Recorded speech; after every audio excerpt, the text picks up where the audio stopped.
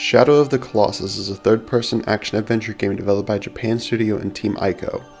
It was originally released on the Sony PlayStation 2 system on October 18, 2005. In September of 2011, a remaster was developed by Blue Point Studios and released alongside another Team Ico game, known as Ico, for the Sony PlayStation 3 system. Blue Point would go on to remake the entire game from scratch with the assistance of Japan Studio, and release the game for the Sony PlayStation 4 system on February 6, 2018.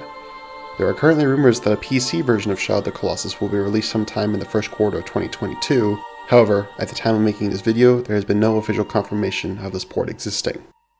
Development of the original PlayStation 2 version began almost immediately after production finished on Ico in 2004. Fumito Uedo, the director of production, stated that he wanted to create a game that followed the motif of cruelty as a means of expression. Up until this point in gaming, most large-scale bosses were defeated from a distance. Uedo sought to change that cliché, opting rather for the player to get up close and personal with the giant creatures. His vision went one step further, adding that he wanted the player to be able to climb and maneuver on the beast. Due to technical limitations of the PlayStation 2 system, this request was a difficult one to fulfill. However, the production team of only 35 people, which included Uedo, worked diligently to turn this revolutionary concept into a reality. Over the course of development, numerous aspects of the game changed, from the art style to the title of the game itself, which was originally named Nico. Regardless of these changes, the core theme of fighting a massive boss on a massive battlefield remained untouched. Upon its release, Shadow of the Colossus was showered with praise for its impressive visuals for 2005 standards and its unique gameplay.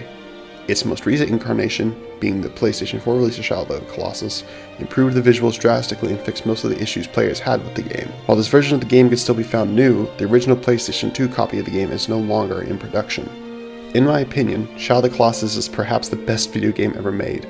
It is simple yet mysterious and beautiful yet horrifying.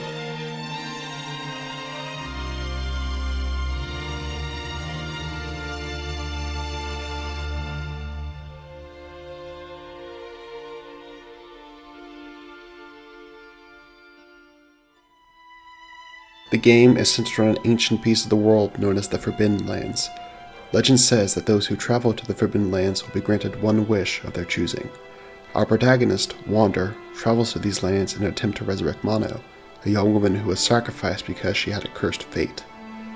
Upon arriving at the Forbidden Lands, Wander enters into an ancient temple that has statues of large creatures lining the walls. As he places Mono's body onto an altar, the booming voice of the deity Dorman fills the room. Dorman offers the wish to Wander, just as the legend described. However, in order for the wish to be granted, Wander must slay 16 giant colossi scattered throughout the Forbidden Lands. Overall, the story seems simple at first glance.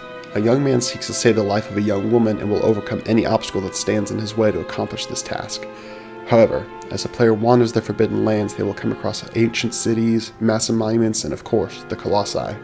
All of which suggests that there is more to the picture. Who lived in the Forbidden Lands? How old is this place? What are the colossi? There is very little within the game itself to answer these questions, and perhaps these were never questions the developers considered. But to me, these questions are an integral reason why I still play Shadow of the Colossus. Every time I play through the game, I find myself discovering something new and asking even more questions.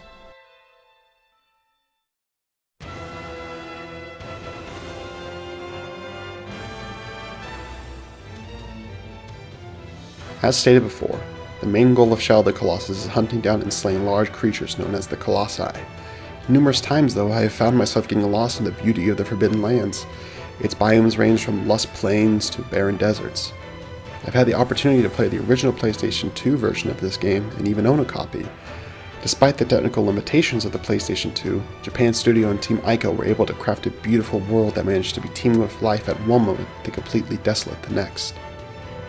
In my opinion though, the PlayStation 4 version is the optimal version to play since it makes what was already an award-winning game even better. My statement of beautiful yet terrifying can be perfectly exhibited through the focal point of the game, the Colossi.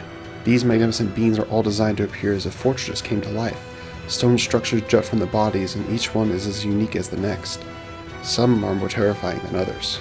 Dirge, the 10th Colossus, is widely considered to be the most terrifying.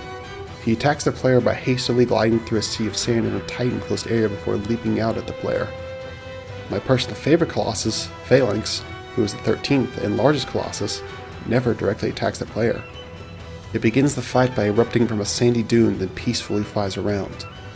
The player is then forced to shoot at Phalanx's air sacs with a bow in order to lower it down so the player can climb it and kill it. The single fight alone could summarize the entire message behind Shadow of the Colossus, which is cruelty as a means of expression. You, as the player, have been traveling across the Forbidden Lands killing these ancient, majestic creatures so Mono can be brought back to life. 16 lives, in return for one. It challenges the stereotypical tale of a hero who is willing to do anything to save the damsel, asking at what point has the hero gone too far and when does the cost outweigh the reward. I highly recommend playing through Shadow of the Colossus, or at the very least watch someone play through it, so that you yourself can see that in this tale the cost heavily outweighs the reward.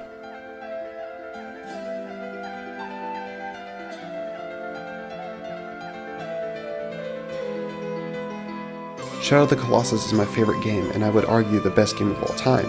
It challenges the cliches of storytelling in a majestic and grotesque way. I hope that this video has shed a brighter light on the art that is Shadow of the Colossus to a wider audience, so that perhaps one day you too may experience this masterpiece.